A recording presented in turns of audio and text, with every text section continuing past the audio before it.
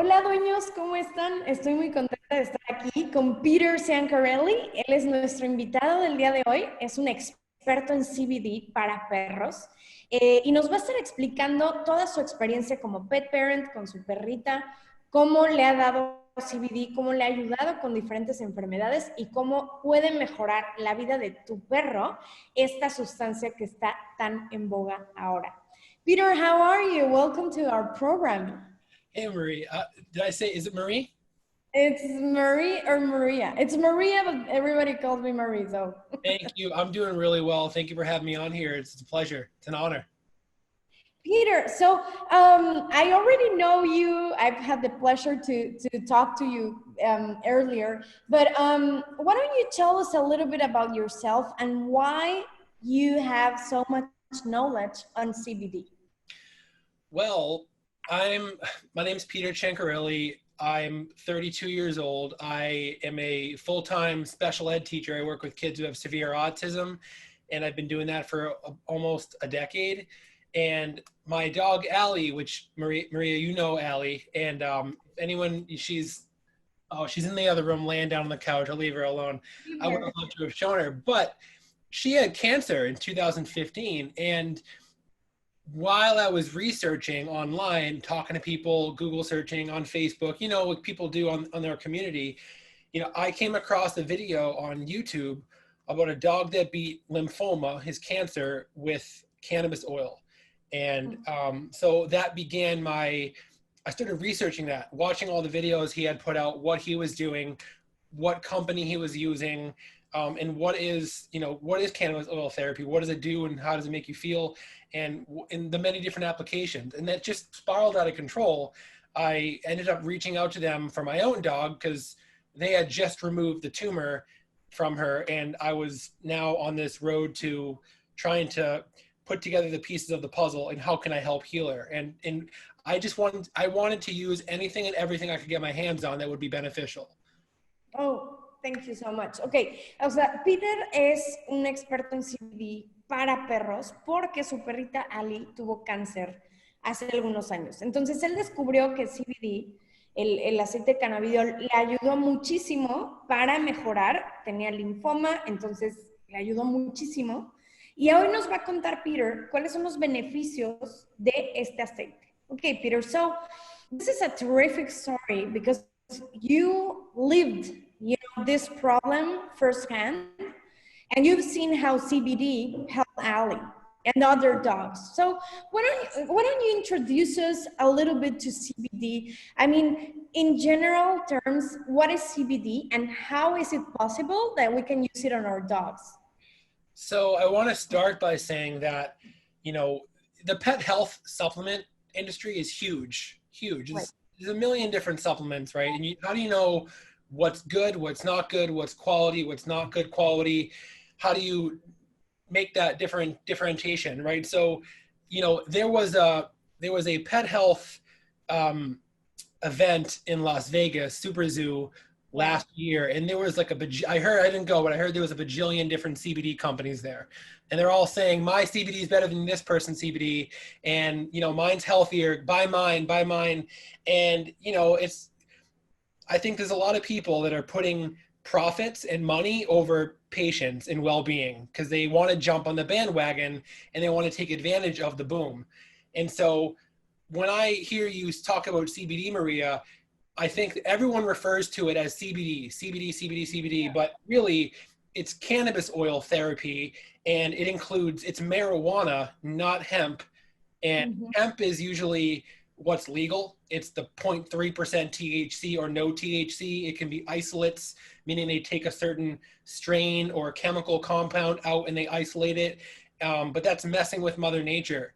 That's not how Mother Nature made the plant. And CBD from marijuana is what people need for critical illness like cancer, and with THC, and usually a lot more than the 0.3% that it's allowed. And but that's why I had to correct you with the whole, you know, tell us about CBD, because it's not just CBD. It's just one chemical compound. We're talking about all the chemicals in the flower that make it complete. Okay, so just to understand better. So if we're saying I'm using CBD, like I was just saying, so the correct thing would be, I'm using like cannabis therapy. So what's the correct term? So cannabis can mean hemp or it can mean marijuana. And so they're both considered cannabis, but hemp is an industrial plant, and it's kind of the same as liquid ibuprofen. So it's a good anti-inflammatory. Good quality hemp has its place. Peter, if we're talking about THC, THC is the active substance that actually helps our dogs and other humans and other things, right? So it's THC.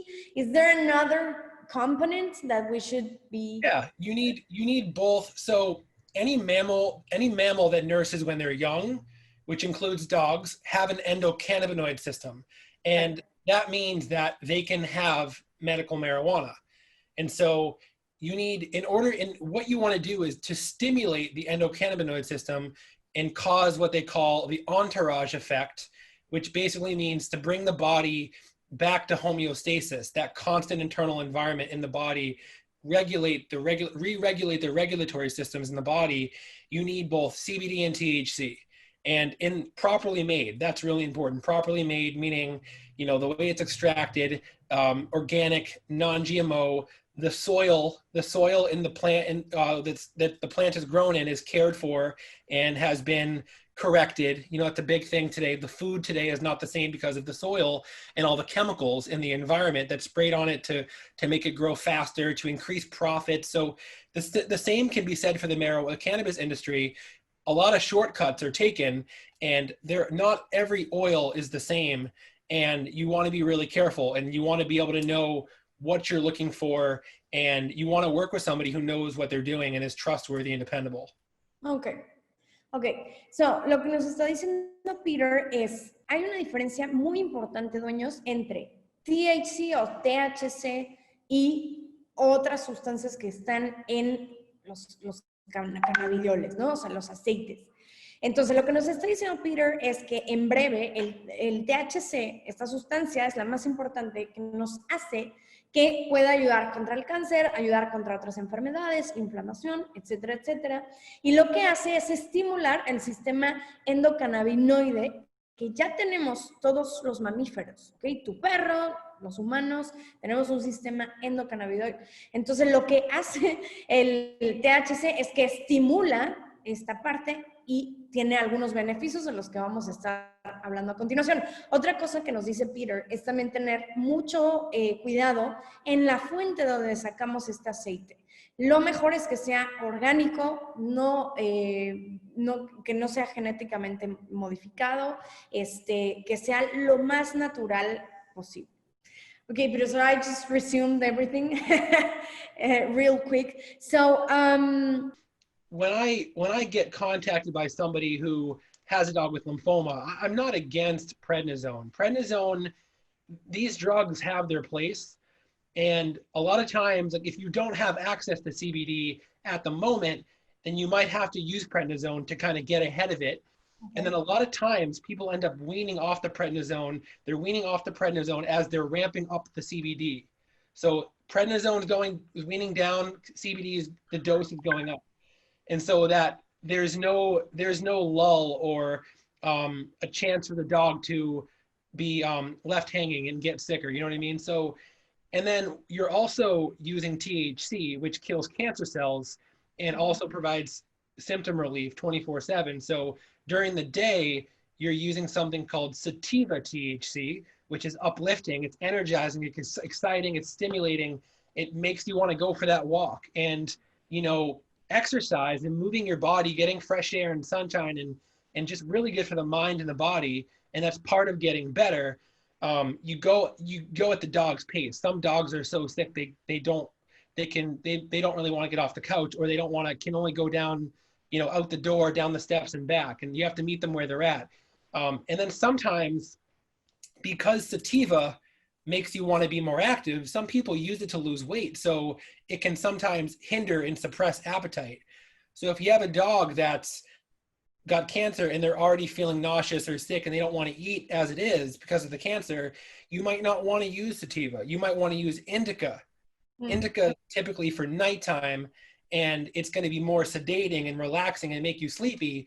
It's still killing cancer cells, but it can give you the munchies. It can make you want to eat, which is why if I take some indica at night, like I usually do, I'm like ordering takeout, pizza, Chinese food, you know what I mean? So it's really good at bringing the appetite back, which is sometimes when you're doing chemotherapy, you can have symptoms, and it's really good at protecting the body from the symptoms of chemo and cancer.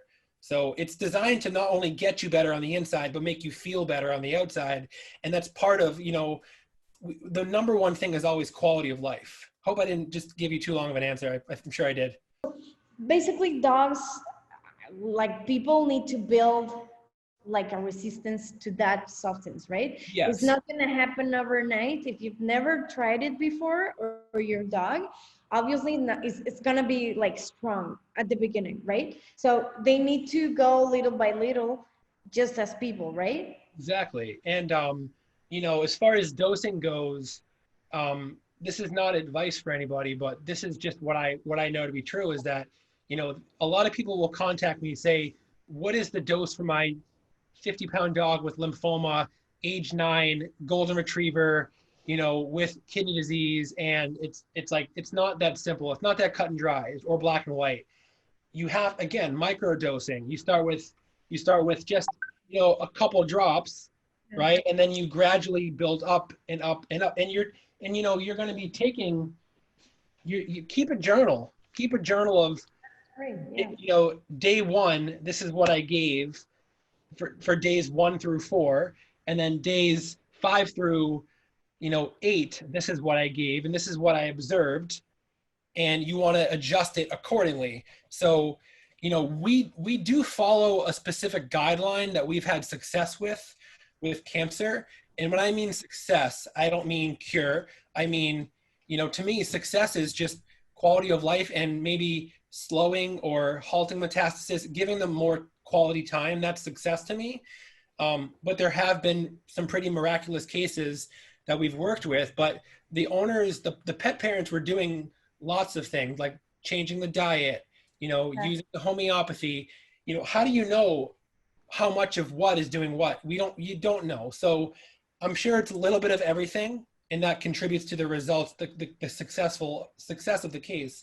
But you just want to go very slow. So if my dog was losing its appetite, I probably wouldn't use sativa. I would use more indica based. And you want to make sure you have CBD, and you want to make sure that, there are certain strains that we use. So the type of CBD is called AC/DC, like the band. It's just, there's going to be a thousands of different strains of CBD and 1,000 different strains of THC, and they're all going to make you feel a little bit differently. So it's something that we've been working on and crafting our skill for a long time, and this is just what we've come up with. La siguiente pregunta, chicos, que nos hicieron en el grupo de Facebook es que si los perros que están diagnosticados con enfermedad intestinal inflamatoria, que hay muchos perros que tienen eso porque comen croquetas, porque han tenido una pésima dieta, porque viven en situaciones de estrés, que si les puede ayudar el CBD. Lo que nos dice Peter es que sí, y que ha visto que muchos perros sí les puede ayudar el CBD en este caso, pero cada perro es diferente, ¿ok? Entonces, lo que él dice es que la mayoría de los aceites de CBD vienen rebajados con aceite de coco o algunos con aceite de oliva, dependiendo. Entonces, estos aceites pueden irritar también el estómago de tu perro, porque finalmente es pesado y es aceite. Entonces, lo que dice Peter es que si puedes conseguir la tintura, él ha utilizado el CBD para muchísimas cosas, incluyendo dolor, incluyendo una vez que le salió un quiste a su perrita en la cabeza. Entonces, él le puso CBD con otro tipo de aceite tópico y le quitó el quiste en una semana. Entonces, él lo ha utilizado para muchísimas cosas, aparte del tema del cáncer, que eso es lo más importante para el cual él experimentó con todo el tema de CBD. Okay, perfect, Peter. So, I want to show you the picture. So that was that's the cyst, right? Yeah. That was August 4th. Yeah. And then there was August 9th. Oh my God, yeah, it reduced. And then there was August 21st. Wow. It's It's gone. gone. It's gone. Oh, will that happen every time with every dog that has a cyst? I doubt it. But, you know, it's one of those things where, you know, I've learned, you know, my vet, Dr. Roman, if something is positive and it's not going to hurt the animal, why not Right. give it a try? Give it a try. So, lo que nos dice Peter nos enseñó la foto de cómo se ve el quiste y cómo va reduciéndose con el paso del tiempo hasta que desaparece. Y él lo que dice, junto con su veterinaria, es que si tienes algo que está funcionando, está haciendo bien, no le hace daño a nadie, pues inténtalo, úsalo y sigue por ese camino. Okay, Peter. So our next question is, okay, I'm gonna leave this one till the end. Okay, the other one is it good for secondary effects of medications such as prednisone? You were talking about prednisone earlier. So what if my dog is actually taking prednisone? Will CBD help? Yeah, I think I've worked with a lot of people that have been able to come off prednisone completely when they've ramped up the using CBD, and maybe starting with a low dose, you're gradually building up the CBD as the prednisone's coming down, so that there's no chance of the dog suffering or having a side effect. And you know what I mean? So you're on this, you know, so you want to find that therapeutic level, but sometimes you don't have to come off the prednisone. You can just go for a reduced dose, a reduced dosage. You don't have to come off completely. I think it's all about what helps the animal the most and what the owner is comfortable doing. Okay. So a lot of times it's about that balance, and it's not so cut and dry.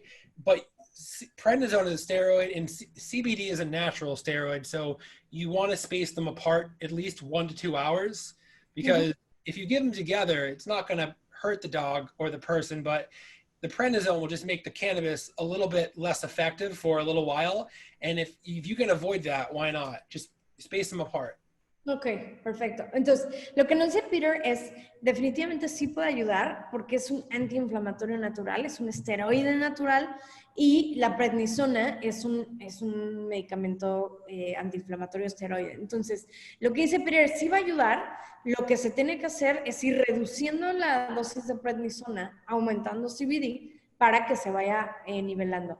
Y lo que dice es importante no darlas al mismo tiempo. Si bien no va a hacer daño, no va a interactuar, pues no va a tener el efecto que uno quiere, ¿no? Entonces, eso es un punto muy importante. Okay, Peter, next question. I've been asked a lot if my dog will become an addict if I give him CBD. So we were talking about this confusion that people have, but why don't you explain this point particularly?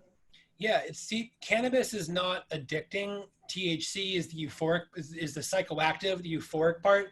It's not addicting. You can stop and start, stop and start, stop and start.